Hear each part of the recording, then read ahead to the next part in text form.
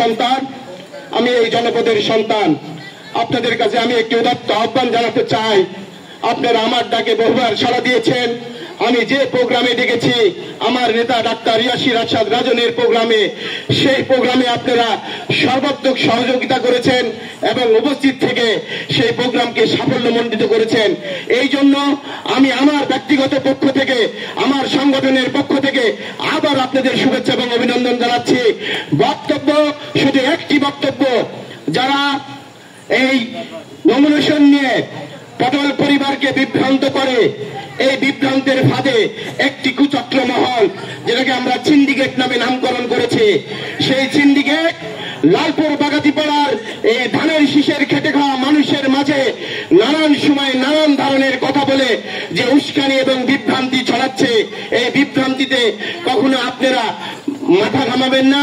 এটা একেবারে ফুকাস মার্কা কথা আমার ভুবন বলেছে।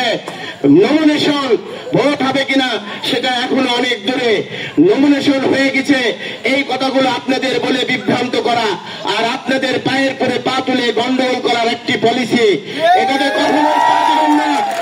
নমিনেশন কে পাবে জানি না, তবে এটা বলতে পারে ডাক্তার ইয়াসির আরশাদ রাজন লালপুর বাগাতিপাড়ার আগামী দিনের এমপি হবে, এই আশাবাদ ব্যক্ত করে সকলের সুস্বাস্থ্য এবং মঙ্গল কামনা করে ডাক্তার ইয়াসির আরশাদ রাজনের হাতকে আগামী দিনে আপনারা শক্তিশালী করবেন, এই আশাবাদ ব্যক্ত করে সকলের সুস্বাস্থ্য এবং মঙ্গল কামনা করে আমি আমার বক্তব্য এখানে শেষ করছি।